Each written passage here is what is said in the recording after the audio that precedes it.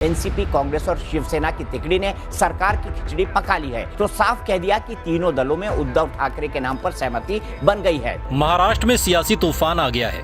उद्धव सरकार पर संकट के बादल छा गए हैं। इसी बीच शिवसेना नेता और महाराष्ट्र सरकार में मंत्री एकनाथ शिंदे अचानक सुर्खियों में आ गए। ऐसा दावा किया जा रहा है कि एकनाथ शिंदे कई विधायकों के साथ कथित तौर पर महाराष्ट्र से बाहर चले गए हैं। देवेंद्र फडणवीस और बीजेपी खेमा आज सबसे ज्यादा खुश है, क्योंकि बीजेपी खेमा जब उनके साथ अजीत पवार भी आ गए हैं, तमाम विधायक भी आ गए हैं, तो अब आने वाली पिछले 2 सालों में 56 मैन्युफैक्चरिंग कंपनीज ने चाइना को छोड़ दिया है। आपको पता है इसमें से कितनी कंपनीज इंडिया आई होगी? सिर्फ 3। वियतनाम जैसी छोटी सी कंट्रीज में इन 56 में से 26 कंपनीज चली गई। इवन थाईलैंड के पास भी इंडिया से ज्यादा कंपनीज चली गई, उनके पास 8 कंपनीज चली गई। लेकिन मैं आपको ये क्यों बता रहा हूँ? क्योंकि इन 56 में से 17 कंपनीज ने सबसे पहले महाराष्ट्र विजिट किया था, और लेकिन डील ना होने की वजह से ये लोग सीधे इंडिया से ही बाहर चले गए। इन्होंने महाराष्ट्र में डील ना बनने के बाद किसी और स्टेट की तरफ नहीं देखा, वो सीधे इंडिया से बाहर चले गए। यह ऐसा इसलिए हुआ कि महाराष्ट्र और मुंबई की पूरी दुनिया के सामने एक अलग छवि है, अलग रेपुटेशन है, और इंडिया को आगे बढ़ने के लिए महाराष्ट्र और मुंबई दोनों को अपने रेपुटेशन पर खरा उतरना बहुत जरूरी है। आज के इस वीडियो में आपको ये बताने की कोशिश करूंगा कि कैसे किसी स्टेट की राजनीतिक अस्थिरता वहाँ के लोगों के लिए एक बहुत बड़ी प्रॉब्लम हो सकती है, और उस स्टेट की ग्रोथ के लिए भी बहुत बड़ी प्रॉब्लम हो सकती है। देखिए, यहाँ पर मैं कोई पॉलिटिकल बातें नहीं करने वाला, ना ही कुछ पॉलिटिकल मसाला इस वीडियो से आपको मिलेगा। तो अगर आपके कुछ ऐसे एक्सपेक्टेशंस है तो अभी से आप वीडियो छोड़ सकते हैं। और दूसरी बात, महाराष्ट्र के इकोनॉमिक्स को समझना इसलिए भी जरूरी है क्योंकि ये भारत का सबसे अमीर स्टेट है। जीडीपी में लगभग 12% कंट्रीब्यूट करते हैं। 29 लाख करोड़ की इनकी जीडीपी है। ऐसे में आपके टॉप परफॉर्मिंग प्लेयर की परफॉर्मेंस कुछ खास निकल कर नहीं आती है, तो परिणाम पूरे देश को भुगतने पड़ते हैं, और इसी चीज को आज हम डिटेल में समझेंगे। नमस्कार, मैं प्रसाद आपका आज के इस वीडियो में स्वागत करता हूँ। फर्स्ट में 1960 को महाराष्ट्र का फॉर्मेशन हुआ, लेकिन महाराष्ट्र तब से ही नंबर 1 स्टेट नहीं है। उस टाइम पर कैपिटा इनकम के हिसाब से वेस्ट बंगाल नंबर 1 था, उसके बाद था तमिलनाडु, और उसके बाद था महाराष्ट्र। लेकिन 1962 को ऐसा एक डिसीजन लिया गया जिसके बाद 30 साल में महाराष्ट्र ने वेस्ट बंगाल और तमिलनाडु दोनों को भी पर कैपिटा इनकम में पछाड़ दिया। अभी जो डिसीजन थी एक बहुत ही अंडररेटेड डिसीजन थी, जो कि उस टाइम के सीएम यशवंतराव चौहान और फाइनेंस मिनिस्टर एसजी बर्वे ने ली थी, एमआईडीसी का फॉर्मेशन करके। एमआईडीसी मतलब महाराष्ट्र इंडस्ट्रियल डेवलपमेंट कॉर्पोरेशन, एक ऐसा एस्टेब्लिशमेंट जो महाराष्ट्र की इंडस्ट्रियल डेवलपमेंट के लिए लाया गया था, जिसके तहत महाराष्ट्र में मेट्रो सिटीज में तो है ही, बट छोटी मोटी सिटीज में भी 225 इंडस्ट्रियल कॉम्प्लेक्सेस बनाए गए 13 लाख एकड़ की जगह पर। यहाँ पर अलग अलग सेक्टर की कंपनीज के लिए अलग अलग स्पेशलाइज्ड पार्क बनाए गए, और उनको रिक्वायर्ड वाटर और पावर का सही से सप्लाई दिया गया। एमआईडीसी का ये फॉर्मूला इतना अच्छा चला कि कई सारे लोगों को इसकी वजह से जॉब मिली। अब इस डिसीजन को लिए हुए तो बहुत साल हो गए, लेकिन अगर आप महाराष्ट्र से हैं तो आज भी आप देख सकते हैं कि एमआईडीसी की वजह से कितने सारे जॉब्स महाराष्ट्र में क्रिएट होते हैं। और फिर इन्हीं कुछ इनिशिएटिव्स की वजह से आप देख सकते हैं कि महाराष्ट्र का पर कैपिटा इनकम काफी तेजी से बढ़ा, और महाराष्ट्र के per capita net domestic production ने वेस्ट बंगाल को काफी पीछे छोड़ दिया। 1960 से 1993 इस दौरान महाराष्ट्र में सर्विस सेक्टर में बहुत बूम आया, और सर्विस सेक्टर महाराष्ट्र की इकोनॉमी में लगभग 50% कंट्रीब्यूट करने लगा। लेकिन इस दौरान मैन्युफैक्चरिंग सेक्टर का जो शेयर है वो कम नहीं हुआ। हालांकि वो कम स्पीड से बढ़ा, लेकिन बढ़ता ही चला गया, और बढ़कर 27% के करीब चला गया। और ये सब पॉसिबल हुआ एमआईडीसी की वजह से।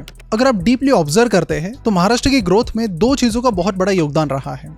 पहला है एमआईडीसी बनाने का डिसीजन, और दूसरा है आईटी सेक्टर का इकोसिस्टम। महाराष्ट्र के पुणे में आईटी सेक्टर का इकोसिस्टम बनाया गया, उसके बाद मुंबई में, पर्टिकुलरली नवी मुंबई में भी बनाया गया, और ये इकोसिस्टम बनने के बाद ज्यादा से ज्यादा आईटी कंपनीज वहां पर चली गई, और उसका भी महाराष्ट्र की जीडीपी में काफी बड़ा कंट्रीब्यूशन रहा है। यानी कि दोनों भी decisions ahead of the time थे, इनके पीछे एक बहुत बड़ा विजन था, और इसी का फायदा पिछले 20-30 साल में महाराष्ट्र को भारी तौर पर हुआ। और लेकिन अब जो अपॉर्चुनिटी महाराष्ट्र और पूरी इंडिया के सामने है, कहीं ना कहीं हम उसे नजरअंदाज कर रहे हैं, और वो है मैन्युफैक्चरिंग की।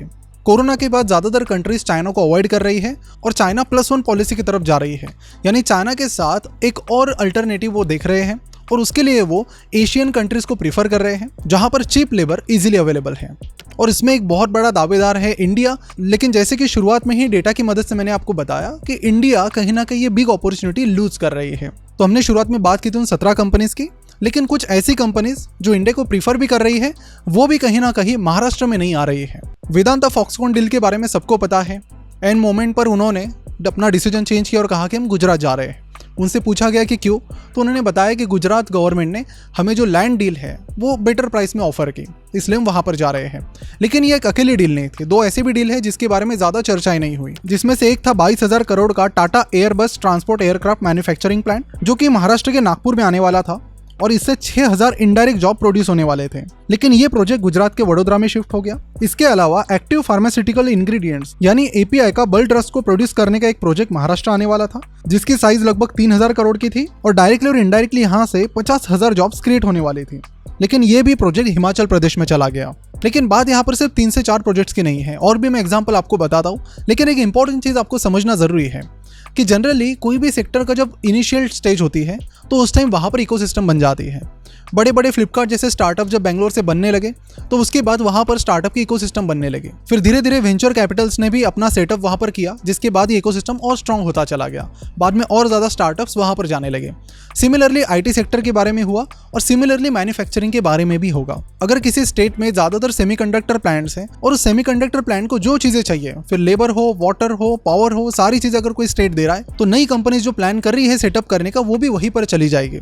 इसलिए इस अर्ली स्टेज में ही थोड़ा आगे का सोचना बहुत ज़रूरी होता है। और जहाँ तक इस मैन्युफैक्चरिंग अपॉर्चुनिटी की बात है, मैं आपको महाराष्ट्र के कुछ इंटरेस्टिंग नंबर्स बताता हूँ। देखिए 2004-05 तक तमिलनाडु में सबसे ज़्यादा फैक्ट्रीज थी, उसके बाद नंबर आता था महाराष्ट्र का। लेकिन उन मैन्युफैक्चरिंग फैसिलिटीज से जो चीज़ें आती थी उनकी वैल्यू के हिसाब से बात करें तो उसमें फिर भी महाराष्ट्र ही आगे था। लेकिन अगर हम 2020 का डेटा देखते हैं तो उसमें अब महाराष्ट्र को गुजरात ने पिछाड़ दिया है। अब कई सारे लोग यहाँ पर यह भी कहते हैं कि प्राइम मिनिस्टर का स्टेट है तो शायद ज़्यादा इंपॉर्टेंस दिया जाता है। तो अगर हमने इस चीज़ को मान भी लिया तो भी अगर हम फैक्ट्रीज की कंपाउंडेड सालाना ग्रोथ देखते हैं तो उसमें 15 साल के डेटा के अनुसार सबसे आगे हरियाणा चल रहा है, जहां पर कंपाउंडेड सालाना 6% से ज़्यादा की ग्रोथ है। उसके बाद आता है गुजरात, जहां पर लगभग 5% की ग्रोथ है।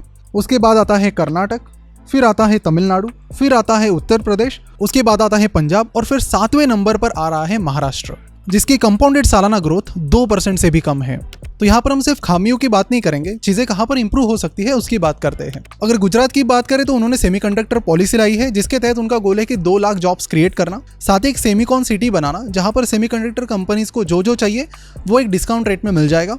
इसके साथ ही जो सेंट्रल गवर्नमेंट है उनकी तरफ से भी कई सारे इनिशिएटिव्स आ रहे हैं, जैसे कि इंडिया सेमीकंडक्टर मिशन, जिसके जरिए इंडियन गवर्नमेंट सेमीकंडक्टर कंपनीज को 40% तक का कैपिटल असिस्टेंस प्रोवाइड करेगी। और फिर ये जो स्टेट पॉलिसी है, आप समझ सकते हैं कि इनका ही एक एक्सटेंशन है।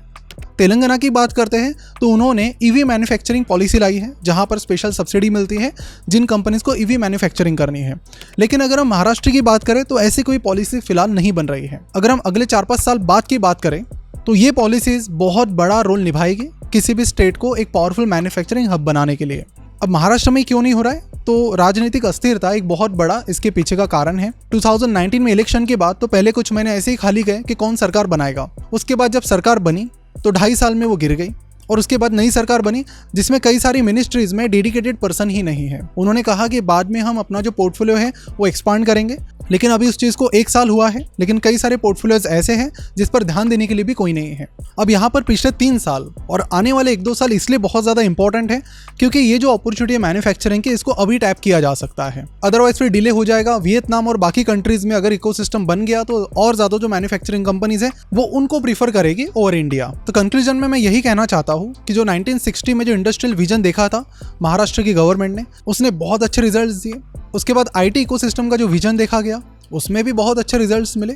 तो इसी तरह यहाँ पर जो मैन्युफैक्चरिंग अपॉर्चुनिटी है उसके लिए भी बड़ा विजन देखने की ज़रूरत है। लेकिन यहाँ पर महाराष्ट्र की बात करें तो राजनीतिक अस्थिरता बहुत ज़्यादा है। मिनिस्टर्स डेवलपमेंट और पॉलिसीज बनाने की बजाय एक दूसरे पर निशाना साधने में बिजी है और इसमें अगर किसी का नुकसान हो रहा है तो वो सिर्फ महाराष्ट्र के लोगों का नहीं, पूरे भारत के लोगों का हो रहा है। फिलहाल महाराष्ट्र को ज़रूरत है एक बहुत बड़े विजन की, मैन्युफैक्चरिंग विजन की। अगर वो आने वाले 1-2 सालों में भी नहीं आता है तो ये सारी अपॉर्चुनिटीज़ इंडिया तो खो ही देगा, लेकिन कोई ना कोई स्टेट तो इसे कैप्चर कर ही लेगा। जिसमें आगे अगर कोई चल रहे हैं तो वह है तमिलनाडु, गुजरात और उत्तर प्रदेश। तो महाराष्ट्र सबसे अमीर स्टेट है और इसके साथ कुछ एडवांटेजेस भी महाराष्ट्र को मिलते हैं जिनको जल्द से जल्द टैप करने की ज़रूरत है। और जो पूरे देश की जनता है उसे भी अपने अपने स्टेट से इन चीज़ों के डेवलपमेंट से रिलेटेड सवाल उठाने की ज़रूरत है। हमने यहाँ पर अपना प्रयास किया है, आशा करते कि ये वीडियो ज़्यादा से ज़्यादा लोगों तक, शायद पॉलिटिशियंस तक भी जाए और वो उस पर काम करें और कुछ ऐसी पॉलिसीज़ बनाए जिससे चाइना से बाहर आने वाली कंपनीज इंडिया में आए और यहाँ पर एक स्ट्रॉन्ग इकोसिस्टम बने जहाँ से बहुत ज़्यादा जॉब्स क्रिएट होगी और उसका फायदा हम सभी भारतीयों को होगा। इस पर आपका क्या कहना है नीचे कमेंट करके ज़रूर बताइए। और कुछ दिनों पहले हमारे एक जो मित्र है उनका एक्सीडेंट हुआ था, उसके रिलेटेड पोस्ट मैंने हमारी कम्युनिटी पोस्ट पर डाली थी और उसमें बहुत अच्छा रिस्पांस आप लोगों की तरफ से मिला। So thank you so much for the help. हम अपनी तरफ से जितना कुछ हो सकता है कर रहे हैं। अगर आप भी उनकी कोई हेल्प कर सकते हैं तो नीचे लिंक दी गई है। लगभग 1 साल हुआ है उनके एक्सीडेंट को, जिसकी वजह से वो अपने आप खड़े नहीं हो पा रहे हैं। इसी बीच उनकी जॉब भी चली गई, उनकी कंपनी में भी 6 महीने सपोर्ट किया और जिनकी जितनी भी सेविंग्स थी उन्होंने लगाई, लेकिन जो अमाउंट जरूरी है ऑपरेशन के लिए और उन्हें खड़े रहने के लिए वो काफ़ी बड़ी है। तो हम सब लोग भी कोशिश कर रहे हैं कि जल्द से जल्द वो रिकवर हो जाए और अपने पैरों पर खड़े हो सके और अपनी जॉब को वापस पा सके। So thank you so much again contribute करने के लिए। आपका बहुत बहुत धन्यवाद और आपके ये एहसान मैं कभी नहीं भूलूंगा। Thank you so much.